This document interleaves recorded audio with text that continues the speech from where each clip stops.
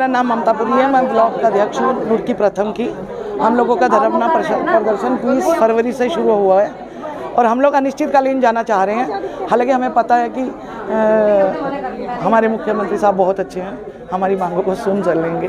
हम लोग कोशिश अभी तक उन्होंने नहीं मांगी है, बिल्कुल भी। हम लोग बहुत परेशान हैं। 18,000 रुपये हमारा मानना है कि हमें कम से कम 18,000 रुपया दिया जाए।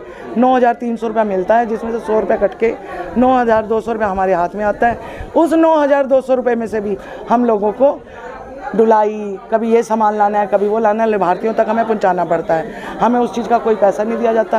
प्लस BLO की ड्यूटी करो, प्लस पोलियो की ड्यूटी करो।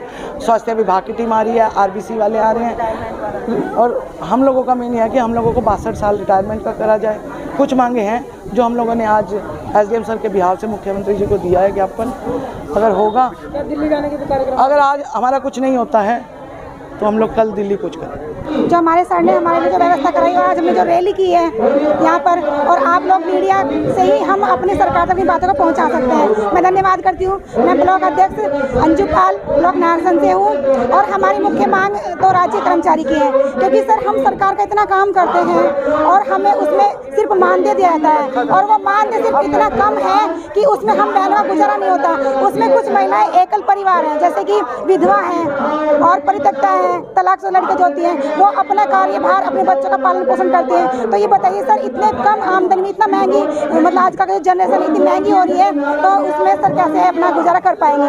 9,300 में से 9,200 हमें मिलता है, उसमें प्लस जो अन्य विभाग के काम है सर वो भी हमसे ले आते हैं। और ये हमारा काम टाइम है हमारा सर 9 से लेकर 1 बजे तक का टाइम है हमारा। फिर हमारा गृह भ्रमण होता है, उसके बाद महिलाओं का सारा टाइम केवल अपने आंगनबाड़ी में ही लग जाता है, अन्य विभाग की रिपोर्ट देने में, घर का काम करना भी भूल जाती है। और इस प्रकार से सर वो अपने बच्चों का पालन पोषण करना भी अब चिड़चिड़ी हो गई है, काम नहीं कर पा रहे।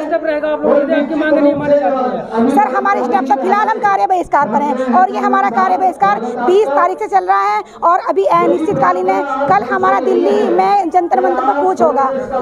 सरकार से उम्मीद है कि सरकार हमें, अगर राज्य कर्मचारियों को हमें वेतनभोगी जरूर बनाएगी, क्योंकि सर हमें ये समझ नहीं आता।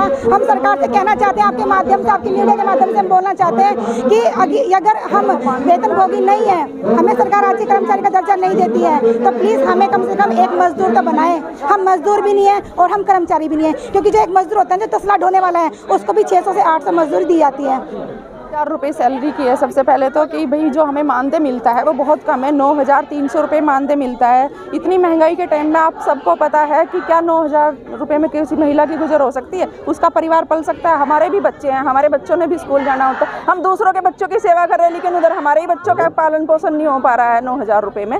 मेन मांग तो हमारी यही है। और बाकी जो हमारा लदान धुलान का रहता है, हमारे सेंटरों पर जो राशन पहुँचता है, वो सब भी हमें उसी 9,000 रुपये में से करना होता है। उसका भी हमें कोई एक्स्ट्रा चार्ज नहीं मिलता।